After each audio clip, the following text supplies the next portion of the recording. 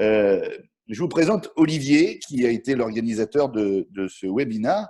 Olivier Lombard, qui est vice-président donc de Dieppe Digital, mais qui est aussi dirigeant d'une société qui s'appelle Kant, K-A-N-T-T, et qui est une société spécialisée dans la communication. Je suis très fier de vous présenter Olivier, qui a rejoint la région de Dieppe-Oise il y a quelques temps et qui s'est installé ici et qui va nous parler un peu, et qui va nous parler un peu de communication sur le redémarrage.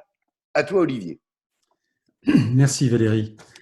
Écoutez, moi, mon propos, effectivement, je trouve que c'est très très intéressant parce que on voit bien qu'à travers les différents intervenants, il y a des grandes lignes directrices effectivement qui se dessinent. Et quand j'ai préparé mon intervention, je n'imaginais pas effectivement à quel point ça pouvait se rejoindre. C'est vrai qu'aujourd'hui, on n'imagine pas encore tous les bouleversements que la crise va générer. C'est dans un contexte vraiment très très spécial qu'on va devoir redémarrer avec des incertitudes dans tous les domaines, qu'ils soient financiers, commerciaux, organisationnels. C'est clair qu'on va se retrouver face à une période de chaos qui va engendrer d'immenses difficultés, mais aussi, et c'est le plus important, des opportunités de progresser, de se réinventer. Et là, c'est vraiment effectivement fondamental. Donc oui, on va redémarrer, mais je pense qu'il faut prendre un peu de hauteur, peut-être pour pouvoir rebondir plus vite. Car même si, à mon avis, très vite, vous allez être tous rattrapés par l'opérationnel, je pense qu'il faut prendre un peu de temps pour initier une démarche thinking outside of the box, hein, comme le disent aussi bien les anglo-saxons, ce qui signifie sortir du cadre de l'entreprise pour penser différemment. L'objectif, c'est très vite, effectivement, de dépasser les schémas en place pour essayer d'imaginer des stratégies prospectives pour innover et faire pivoter le plus rapidement possible l'entreprise.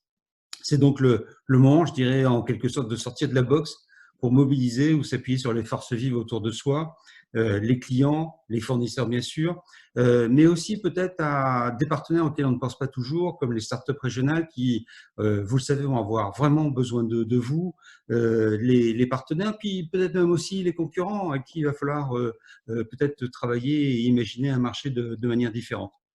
Et puis, il y a aussi, moi je le constate, et c'est frappant quand on est nouvel arrivant sur le territoire diepois, tout un écosystème pour vous soutenir, des clusters, l'AGLO, la CCI, et puis sans oublier aussi des nouveaux acteurs comme Normandie Ecospec, hein, Nest de Santimo, ARC, qui peut si bien vous accompagner dans le design thinking et le prototypage.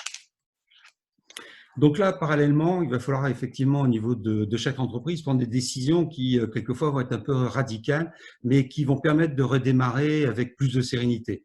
Alors, ça implique de se poser les bonnes questions. Comment mon paysage concurrentiel s'est-il transformé? Quelles sont mes opportunités immédiates? On parlait tout à l'heure effectivement de redémarrage avec des 30, 40, 50% d'activité. Quelle est ma valeur auprès de mes clients? Est-ce qu'elle est toujours la même? Est-ce que d'ailleurs ils vont tous revenir?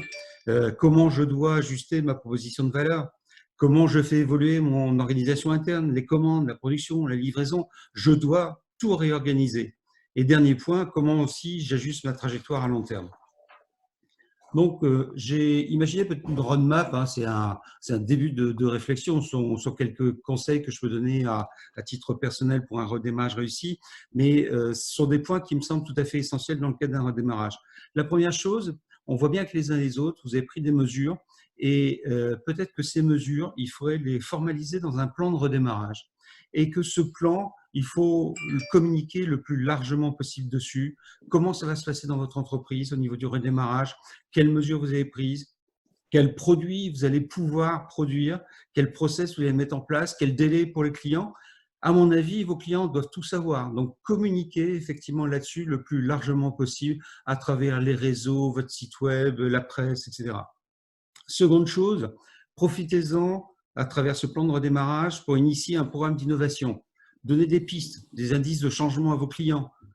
Peut-être une nouvelle app par-ci, une nouvelle plateforme, une démarche direct consumer, création de prototypes. Bref, montrez que vous bougez par tous les moyens. Troisième point qui me semble essentiel en matière de communication, et ça a été effectivement le point d'ordre de toutes les interventions de ce matin, c'est d'humaniser sa relation client. C'est vraiment essentiel. Et je ne sais pas si vous avez tous vu, mais comment le téléphone qu'on croyait enterré par les SMS, les posts, etc., a repris effectivement du poil de la bête ces dernières semaines. Donc, remettez de la communication directe, réhumanisez les liens qui vous unissent effectivement avec vos clients. Et des conseils tout simples. Appelez-les, demandez-leur comment ils vont, ce qu'ils attendent de vous. Ouais, ça peut être un outil, si vous voulez, essentiel dans des temps plus difficiles. Et puis un dernier conseil, et ça aussi, chacun l'a partagé ce matin, il faut rassurer, rassurer, rassurer en interne. Donc la communication, effectivement, doit s'y attacher énormément. Et puis montrer aussi que vous êtes en train de pivoter, c'est-à-dire d'associer ces forces internes dans votre démarche et d'initier avec elles des projets qui dépassent le cadre de l'entreprise.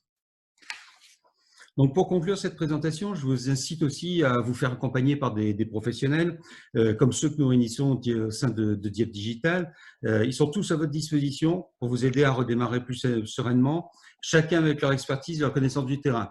Alors, ces professionnels, pour les trouver, c'est pas compliqué. Vous allez sur le site de dieppedigital.fr. Ils sont tous là, présents, et ils attendent votre appel. Pour ma part, moi, je suis le dirigeant de Camp Digital qui se propose d'être le partenaire de vos projets digitaux. Donc, nous, on est spécialisé en consulting IT, du conseil notamment en termes de stratégie de développement, du design et du développement technique. Voilà, merci et bon courage à tous. Merci Olivier, merci Olivier Lombard. On a fait le tour de nos intervenants. Moi, j'ai pris pas mal de notes sur des choses très intéressantes qui ont été dites, notamment par Pascal au début, Christophe aussi. Une petite remarque aussi très intéressante sur le côté humain chez Normandie Coting.